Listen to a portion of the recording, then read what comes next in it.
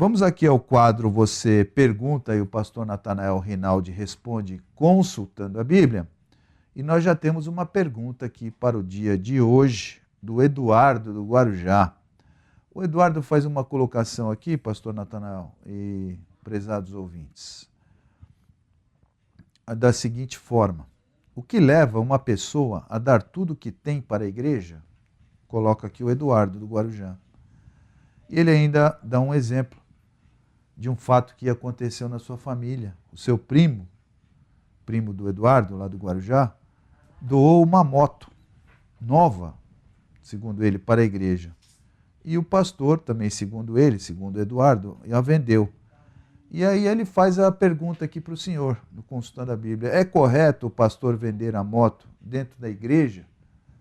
Pergunta o Eduardo do Guarujá. Quero dizer ao Eduardo que essa colocação que está dita aqui, o que leva uma pessoa a dar tudo o que tem para a igreja, é preciso ser muito bem ponderada. Porque se a pessoa dar tudo quanto tem, como é que ela pode se manter? Mormente se é uma pessoa que tem família.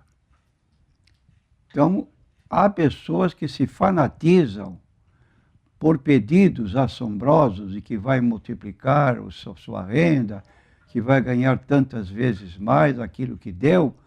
Isso é um subterfúgio que não deve ser levado em consideração. Nós temos aqui uma palavra muito séria do apóstolo Paulo em 1 Timóteo capítulo 5, versículo 8. Se alguém não tem cuidado dos seus, e principalmente dos de sua família, negou a fé e é pior que o infiel. Então não deixe ninguém levar você a pecar contra Deus no seu ato de generosidade, de dar tudo quanto tem. Não é possível uma pessoa continuar mantendo suas despesas normais, se tiver família, se deu tudo o que tem. Isso é fora de propósito. E eu recomendo aos meus ouvintes, se você ouvir um pedido desse na igreja, não atenda. Cada um contribua segundo propôs no coração, não com tristeza por necessidade, porque Deus ama o que dá com alegria. Não por necessidade. Se vai passar necessidade porque deu tudo o que tinha, está errado, está fora do propósito. E outro caso também, o primo doou uma moto nova para a igreja. Bom, esse primo, pergunto, é pessoa de equilíbrio, tem equilíbrio financeiro para comprar uma moto, talvez até para o seu trabalho, e faça a doação dessa moto nova, que me parece, se for pessoa humilde, vai ficar pagando quanto tempo, não sei, as prestações, e essa moto já foi embora. Isso é exagero. Ninguém compra uma moto a não ser para trabalho. Pelo menos o que nós observamos hoje é isso. Poucas pessoas compram para passeios. A grande maioria são pessoas que trabalham, que estão no centro da cidade, se locomovendo de um lado para outro, porque têm ocupações financeiras no trabalho que realiza. Então, isso é preciso corrigir. Agora, quanto o pastor vender uma moto dentro da igreja, é uma situação pessoal da própria igreja, que os próprios membros que devem emitir opinião. Agora, casa de Deus não é casa de negócio.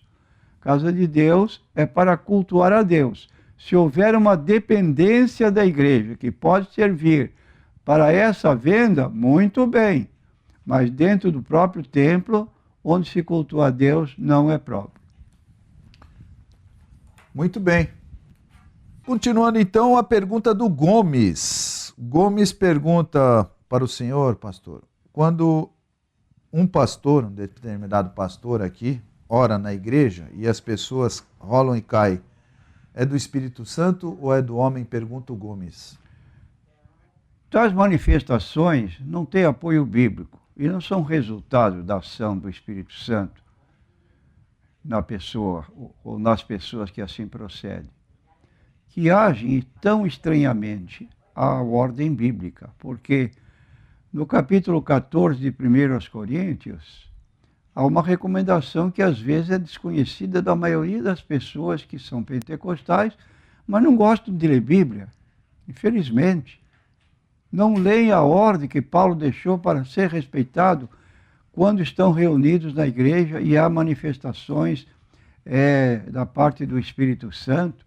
Então, a ordem bíblica durante a manifestação do Espírito Santo, segundo a Bíblia, é que se faça tudo com decência e com ordem.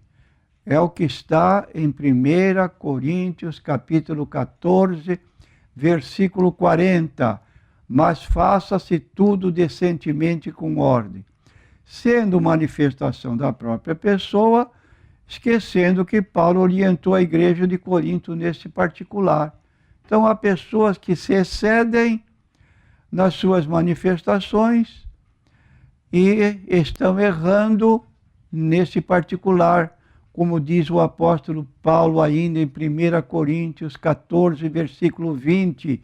Irmãos, não sejais meninos no entendimento, mas sede meninos na malícia e adultos no entendimento. O que falta às pessoas é exatamente isso. Adulto no entendimento.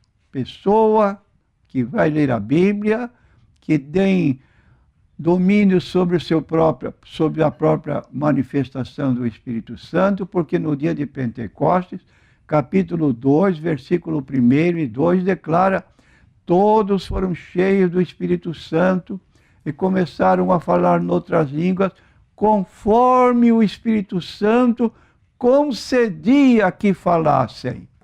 Ninguém falava línguas estranhas por vontade pessoal apenas. Na medida que o Espírito Santo controlava, porque o Espírito Santo é uma pessoa que veio para encher de poder aqueles que fossem batizados no Espírito Santo. Então ninguém fica fora de si, é preciso que seja, como diz Paulo, não seja menino no entendimento, sede meninos na malícia e adultos no entendimento. Precisa ter um estudo da Bíblia para poder saber se controlar dentro da igreja. Pergunta de uma pessoa que não quer se identificar, pastor Natanael Rinaldi. Ele fala aqui que, inclusive, já fez essa pergunta para o programa. O senhor provavelmente já deve ter respondido, mas vamos aqui ler de novo aqui a pergunta do irmão, que é uma pessoa que não quer se identificar, mas é homem, segundo a irmã Regina Blanco. Ele comenta aqui que tem uma união estável. União estável é uma forma agora uma forma legal que existe, né, das pessoas estarem unidas aí perante a lei, assinada no cartório, mas não casou na igreja e nem no civil. Acreditam em Deus, mas não têm uma religião.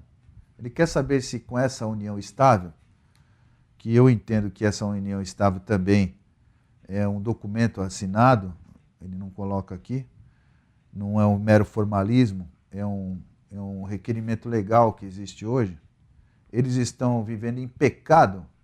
É a pergunta do nosso irmão aqui que não quer se identificar.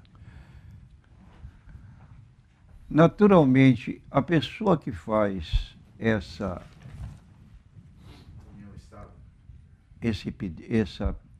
esse pedido de informação e que tem uma união estável, é uma pessoa que quer agradar a Deus. Tanto é que faz a pergunta. Ora, se você quer agradar a Deus, eu tenho que ler a Bíblia na indicação que fala de casamento. Porque aí você estará apoiado na Bíblia Sagrada, não em conceitos humanos. E a respeito disso, nós temos o que temos lido frequentemente, 13 de Hebreus, versículo 4, venerado seja entre todos o matrimônio. E o matrimônio, então, é uma união legal diante do juiz de paz, de acordo com a autoridade constituída aqui no nosso Brasil. E no capítulo 13 de Romanos, do versículo 1 em diante, recomenda que sejamos sujeitos às autoridades constituídas. Nesse particular, então, eu diria ao consulente que você concretize efetivamente o seu casamento, com certidão de casamento. Quanto ao casamento religioso, isso é secundário, porque você vai cair no agrado de Deus se o seu casamento estiver dentro da ordem que Deus estabelece na sua palavra. Quanto à bênção, ela advirá pela sua obediência à palavra de Deus. Então é a nossa posição para o nosso consulente. Efetivar seu casamento através de certidão de casamento, não outro documento secundário. Pode ser reconhecido pelas autoridades, mas não tem apoio na Bíblia Sagrada. Muito bem. O Luiz diz que é presbítero. E se ele diz que é, ele é presbítero. Em uma igreja que dirige...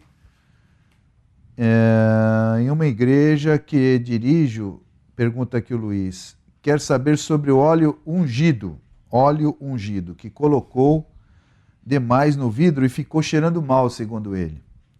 Deve estar já um pouquinho já passando do tempo. E o Luiz pergunta ao senhor, ele quer saber se pode jogar fora, ou se joga esse óleo fora ou não. Em primeiro lugar, eu quero dizer ao nosso consulente que a Bíblia recomenda que oremos pelos enfermos em Tiago, capítulo 5, 14, e diz assim: está alguém entre vós doente? Chama os presbíteros da igreja e orem sobre ele, ungindo-o com azeite em nome do Senhor. Como acabamos de ouvir, não vemos ou não lemos na Bíblia sobre azeite ungido nenhum. Lemos ungir com azeite em nome do Senhor. De modo que essa colocação de um óleo que já está estragado, você não vai usar mais. Não use mais e pega um óleo, um azeite comum que seja cheiroso e vá ungir a pessoa, mas não precisa ungir o azeite ou o óleo, porque isso não resolve.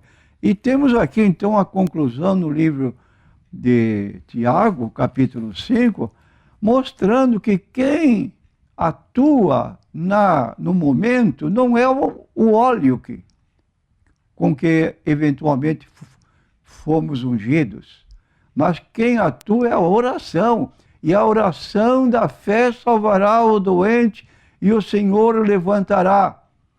E aí tem o exemplo, Elias era um homem como nós, sujeito às mesmas paixões, e orou para que não chovesse por 3 anos e 6 meses, não choveu sobre a terra. Orou de novo, pediu chuva e veio chuva. Aí está a oração de um homem. Nada de ungir com azeite, como se o azeite tivesse algum condom de, sendo ungido, funcionar mais depressa para curar a doença que a pessoa esteja com ela. Isso não tem apoio bíblico. Oração, sim. A oração dos justos, sendo fervorosa, pode muito em seus efeitos. É o que diz capítulo 5 da carta de Tiago, fazendo recomendações nesse particular. É o que diz aqui, a partir do versículo 14 em diante. Confessai as vossas culpas uns aos outros e orai uns pelos outros para que sareis.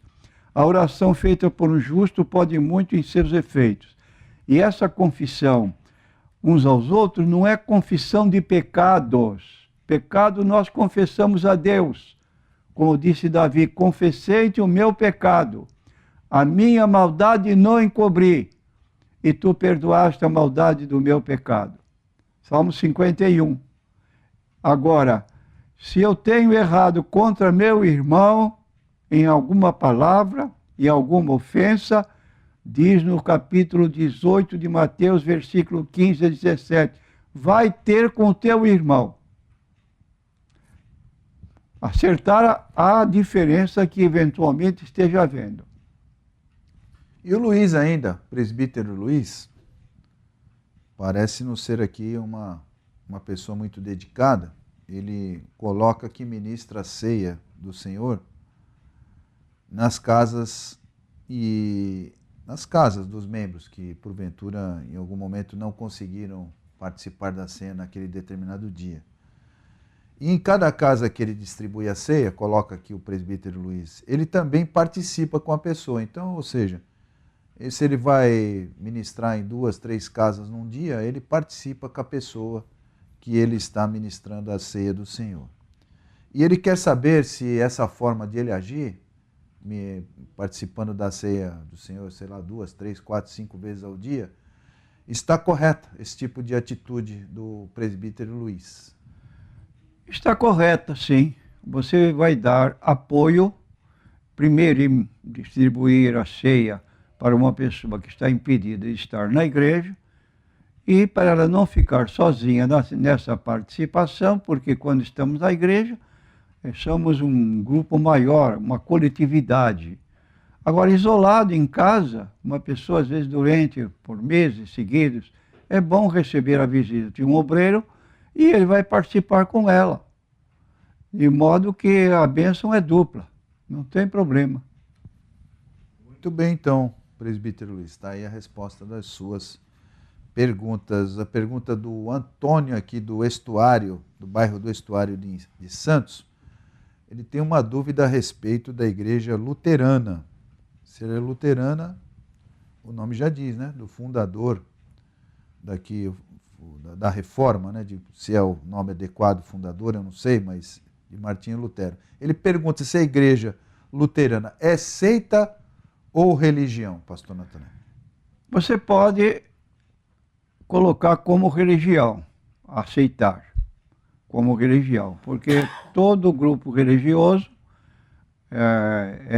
tem uma religião. Nós somos cristãos e o cristianismo é uma religião. Então, indiretamente, somos cristãos, temos uma religião chamada cristianismo. Agora, quero dizer que a igreja citada é uma igreja evangélica. Não esquecendo que o nome luterano, como já foi ouvido, tem conotação com o grande reformador Martinho Lutero. E essa igreja tem templos espalhados por todo o mundo, aqui até na própria Baixada Santista, e eles valem-se da Bíblia para seus ensinos, de modo que não vejo restrição quanto a essa igreja evangélica. E continua o Antônio aqui numa próxima pergunta. Ele diz, por que as igrejas só falam do pecado de adultério e não falam sobre o caloteiro? O caloteiro é aquela linguagem no popular, né, que a pessoa compra e não paga, ou adquire uma dívida e não paga, ou seja, é um devedor aqui em potencial. E ele ainda complementa, o pecado de adultério é pior do que o do caloteiro? E ainda complementa, e outros pecados? É a pergunta aqui segunda pergunta do Antônio, do Estuário de Santos. Bom, nós queremos dizer, à luz da Bíblia Sagrada, que na verdade o pecado de adultério é mais grave do que o pecado de ficar devendo para os outros. Embora nós temos aqui uma orientação bíblica muito, muito oportuna em Romanos capítulo 13, versículo 8, ninguém está autorizado a pedir dinheiro emprestado e depois não pagar, mesmo para irmãos da igreja. Está escrito assim, a ninguém devais coisa alguma, a não ser o amor com que vos ameis uns aos outros, porque quem ama aos outros cumpriu a lei. Então, ninguém deve ficar devendo para o outro. Pede um dinheiro emprestado numa iminência de uma situação difícil e depois é irmão, vai embora, não está assumindo mais o seu compromisso. Perdeu sua credibilidade, porque se pode ficar ganhando a primeira vez, mas depois a sua reputação começa a ser conhecida e acabou. Então não deve ser um caloteiro, ninguém lhe faz coisa alguma. Agora, isso não significa que o adultério não seja um pecado pior do que de ficar devendo a alguém. O pecado de adultério é mais grave e nós expomos. O adultério é um ato terrível, porque é um ato praticado por duas pessoas. E não é possível escondê-lo por muito tempo dos olhares de terceiros. O primeiro pecado é aquele que é praticado contra o próprio adúltero. Ele está errando. E quando ele consegue seus intentos de arrumar uma mulher para adulterar com ela, ele é responsável por todas as consequências do seu ato e é culpado diante de Deus até tudo ser confessado.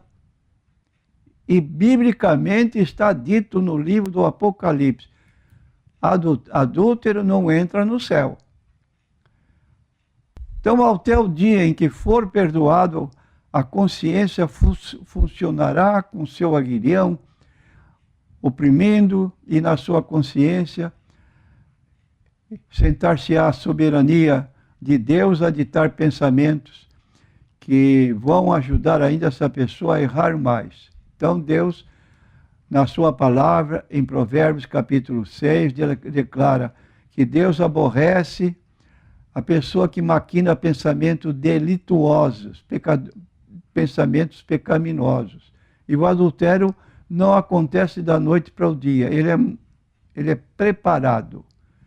Então é um ato muito pior do que caloteiro. Caloteiro pagou, sanou a sua responsabilidade.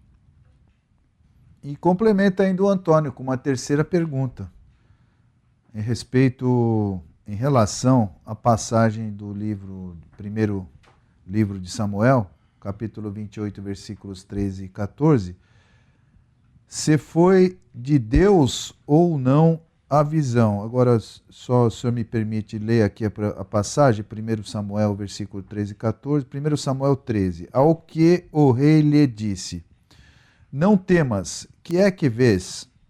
Então a mulher respondeu a Saul: vejo um Deus com D minúsculo que vem subindo de dentro da terra.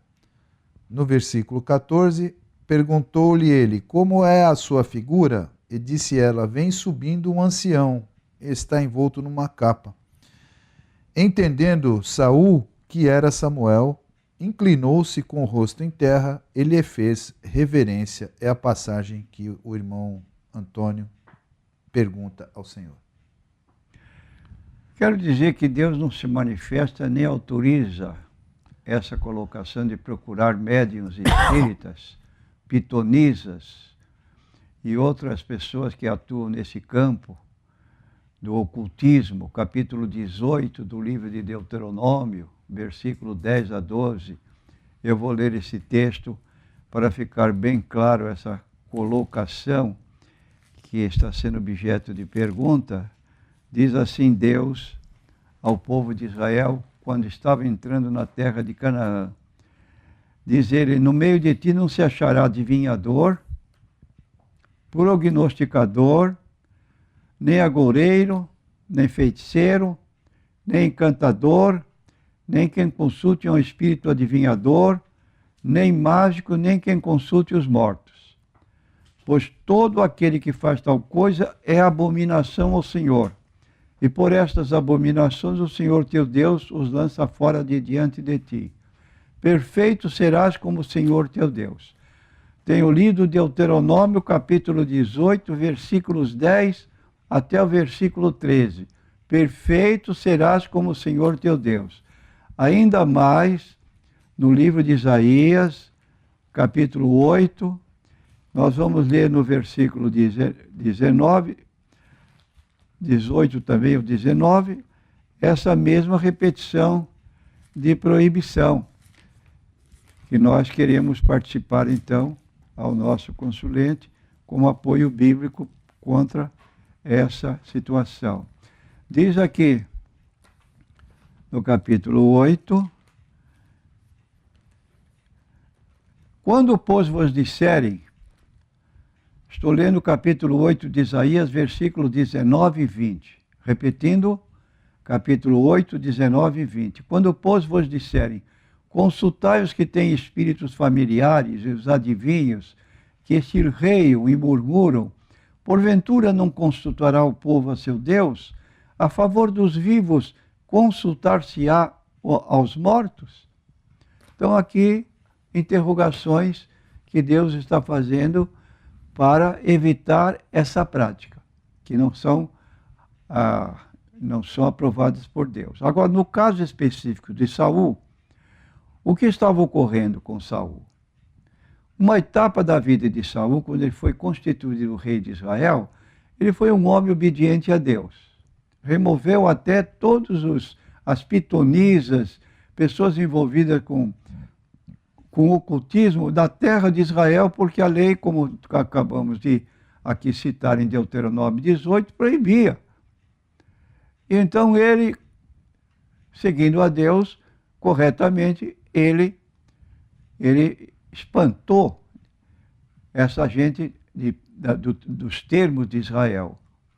Agora este homem começou o seu reinado e começou a desobedecer a Deus. E à medida que ele era indicado para fazer um trabalho sob a direção do profeta Samuel, que regia o lado religioso, ele ia, mas fazia o contrário. Então Deus se afastou dele. Se afastou dele e não respondia mais. Ele tentava comunicar-se com Deus e não conseguia. E agora o exército dos filisteus estava pronto para invadir a sua terra. E ele estava com medo. Daí ele procurou esta feiticeira para tentar um contato com Samuel. E nós lemos então essa colocação que ele supôs que, é verdade, Samuel tinha aparecido para ele. Mas, na verdade, Deus não consentia que os mortos se comunicam com os vivos. E desse modo ele foi enganado. Então Saul foi morto pelos filisteus com o consentimento de Deus pela sua desobediência. E no livro de Crônicas, capítulo 1, primeiro livro de Crônicas 10, 13, diz o texto: assim morreu Saul por causa da transgressão que cometeu contra o Senhor, por causa da palavra do Senhor, a qual não havia guardado, e também porque buscou a adivinhadora para consultar. Então ele pecou contra Deus, Deus consentiu na sua morte. É uma prática abominável aos olhos de Deus. Muito bem. Você, meu irmão, amigo ouvinte, você já ouviu falar da Igreja Apostólica Vó Rosa? Pois é, existe essa Igreja Apostólica Vó Rosa. E uma pessoa aqui, que não quer se identificar, pergunta ao pastor Natanael quanto aos seus ensinos, se existe alguma situação herética dentro dessa Igreja Apostólica Vó Rosa, pastor Natanael. Bom, dentre há muitos ensinos fora da Bíblia Sagrada, porque eu tenho os livros dessa entidade religiosa. E não é um livro que pôs na prateleira e esqueceu. Primeiro eu vou ler, para poder falar.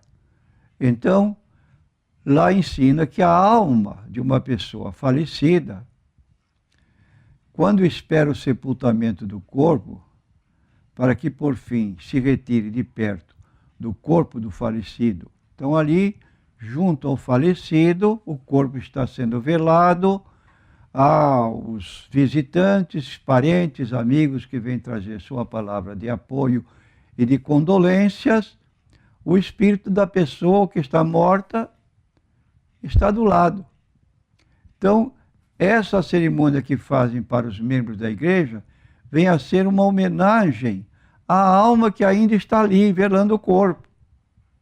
Então estão prestando um tipo de homenagem à alma da pessoa falecida. E é uma despedida do corpo antes de ser levada para a sepultura. Segundo o ensino dessa igreja, a alma aguarda o culto fúnebre e recebe homenagens que são prestadas ao falecido para, por fim, retirar-se definitivamente. Isso não tem apoio bíblico. À medida que a pessoa dá o último suspiro, o espírito se retira para o local que a pessoa escolheu em vida. Ou vai para o céu ou vai para o inferno. Então nós lemos na Bíblia Sagrada a respeito do assunto de pessoas que, como Estevão, estava sendo apedrejado. A iminência da sua morte era só questão de minutos. E ele teve lucidez para olhar para cima e ver o céu aberto. E viu Deus sentado e ao lado dele Jesus em pé. E em seguida as pedras continuaram a cair e antes de dar o brado de morte, ele disse: Senhor Jesus, recebe o meu espírito. É como se ele estivesse dizendo: Senhor, me recebe. E tendo dito isto, expirou. Isto é, seu corpo perdeu a consciência e ele foi sepultado, como acontece com todos os corpos. Na sepultura estão lá no cemitério. Fazendo o quê? Aguardando o dia da ressurreição. Existirá uma ressurreição universal e antecedendo a essa ressurreição haverá a ressurreição daqueles que vão participar do arrebatamento da igreja, conforme 1 Tessalonicenses 4, 16 e 17 e 1 Coríntios 15, 51 a 53. Então é uma igreja que tem doutrinas fora dos princípios bíblicos, dos princípios bíblicos, dos princípios